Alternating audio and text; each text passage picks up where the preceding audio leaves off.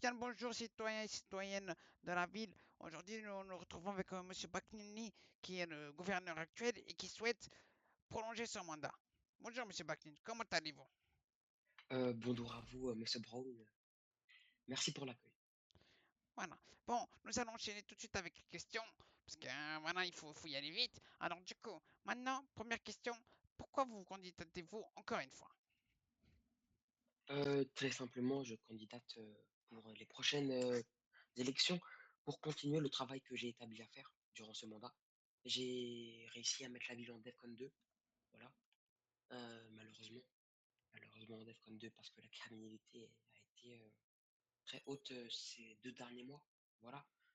Donc, c'est surtout pour continuer ce que je suis en train de faire, voilà. Parce que pour mettre un DEFCON, c'est très très très compliqué, c'est énormément de boulot. Il faut essayer de rassembler toutes les organisations, tout ça. Donc aussi continuer dans cette idée de rajouter un DEFCON, peut-être le DEFCON 1, si il en a vraiment besoin en ville actuellement. Mais tout d'abord aussi, c'est de mon côté, c'est le boulot que je tiens à cœur. Ça fait très très longtemps que je fais ce boulot. Ça fait 4 mois et demi que je suis au gouvernement en tant que gouverneur, directeur juridique, un mois. Donc voilà, je tiens ce boulot très à cœur. Je connais le gouvernement sur le bout des doigts, je connais tout du gouvernement, tout des organisations. Je me sens à l'aise dans ce boulot, je sais parfaitement réaliser. Ce que j'ai fait depuis que j'ai, sur mes différents mandats de gouverneur, j'ai été content de les faire, j'ai modifié le code pénal.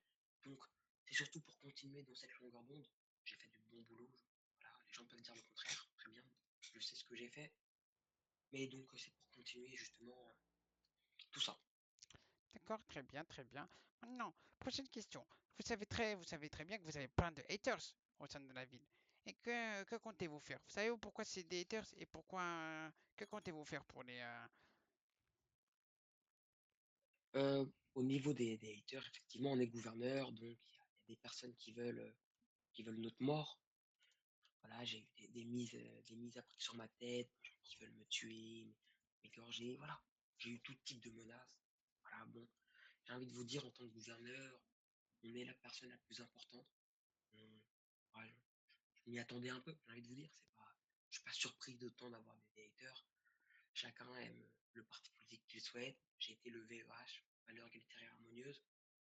Mais Il est-ce y que en a vous qui avez un n'étaient pas plan? pour ce Vous avez parti un plan politique.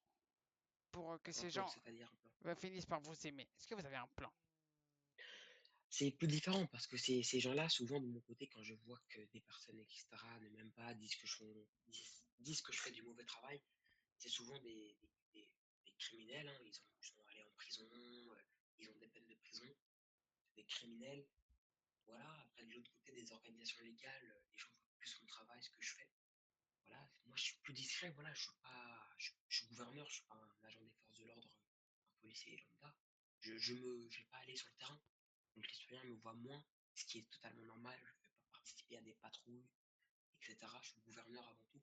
Donc moi, je vais gérer depuis mon bureau tout ce qui se passe extérieurement dans la ville. Et donc, voilà, les haters peuvent dire des choses, me menacer. C'est quelque chose qu'on s'y attend. Mais comme ce sont des criminels, j'ai envie de vous dire, c'est que je fais bien mon boulot, c'est qu'ils ont peur de moi. Ou... Si, de mon côté, les criminels n'aiment pas mon boulot, c'est que je le fais bien. Parce que mon but, c'est de exterminer la criminalité. Voilà. Donc, en soi, j'apprécie pas, mais ça veut dire que si les criminels ne m'aiment pas, c'est que je fais du bon boulot. Très bien, très bien. D'accord, très bonne réponse. Maintenant, la prochaine question, c'est, comme vous le savez, c'est vous qui avez donné l'ordre, nous sommes actuellement en DEFCON 2. Pourquoi sommes-nous dans cette situation?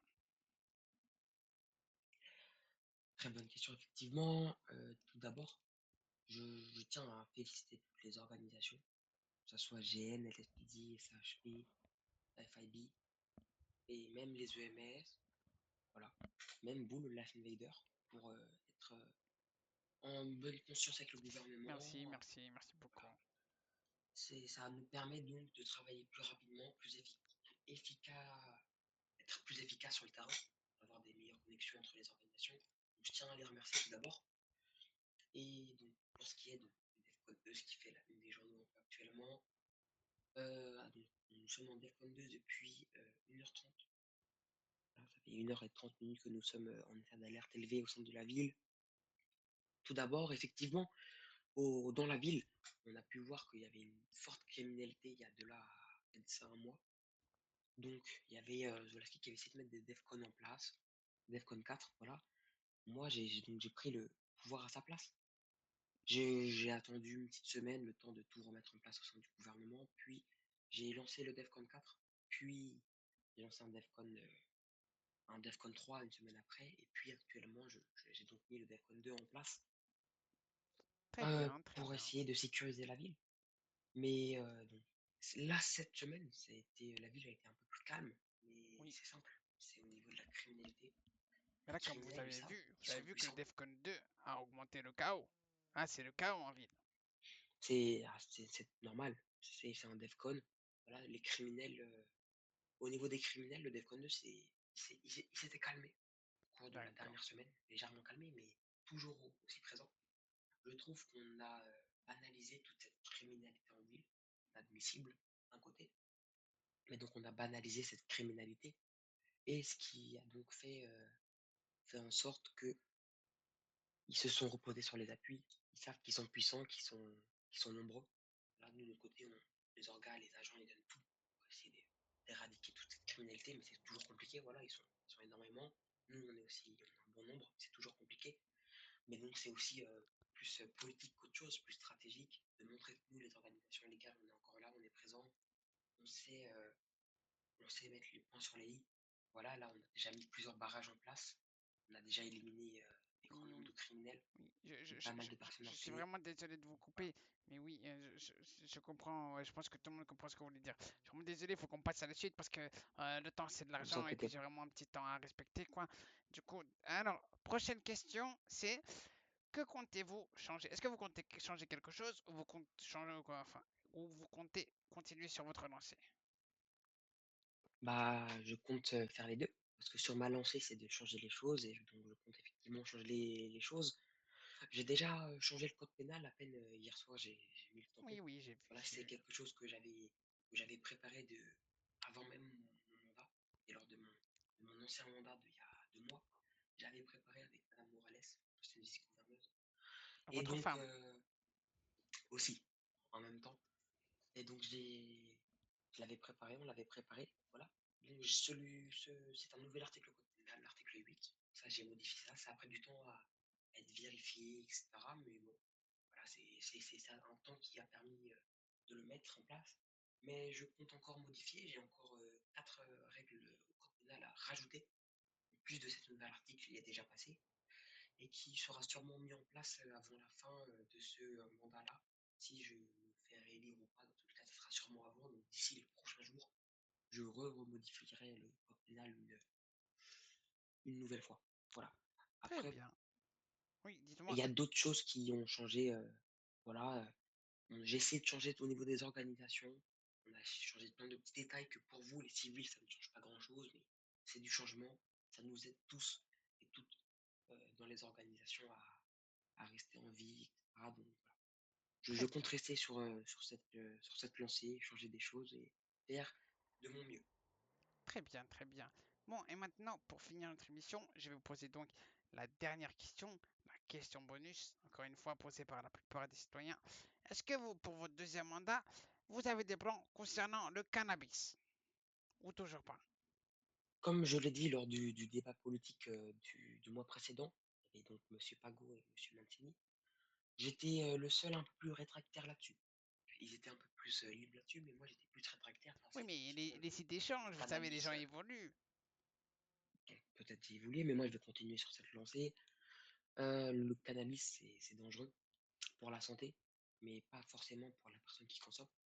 C'est aussi dangereux pour la personne qui, de son côté, euh, en consomme, mais pour les personnes qui sont autour. Voilà. Son entourage peut aussi être mis en danger si la personne est hors de contrôle, parce que c'est compliqué. La personne pourra dire oui, j'en prends très peu. On ne pourra jamais le savoir si on ne regarde pas. Mais donc, c'est mettre le cannabis en place, c'est une grande question. Au niveau des EMS, ça, c'est toujours à voir. Voilà, parce que c'est une médecine secondaire. Je pense, Jamal, tu le sais comme moi, Oui, je sais très ça bien, peut je connais aider très bien. Ça À peut calmer aider les à gens, à soigner calmer les gens. à calmer les gens si tu le dis. Voilà, je n'ai jamais essayé si je comprends en tant que gouverneur.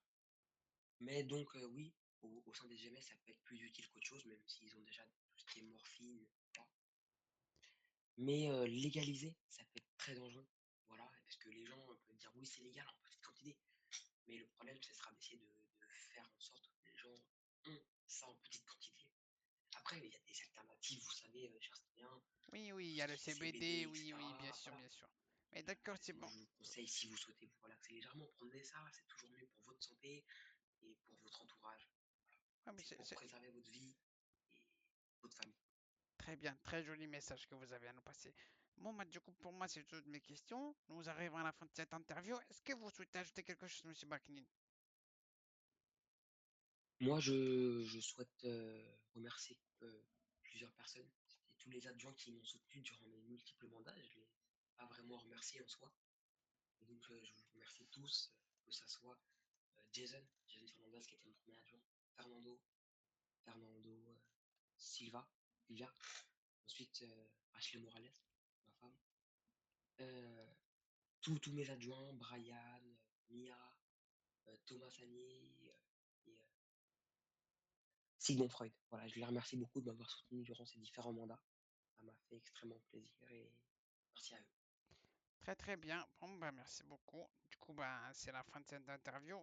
Je vous remercie à toutes et à tous de nous avoir écoutés et d'avoir entendu quels sont les plans de Monsieur Baknini pour la suite. Et maintenant, je vous donne rendez-vous la prochaine fois pour la prochaine interview avec l'opposant de Monsieur Baknini. Peace, les man. Peace. On se revoit très bientôt en vie, les man. Peace.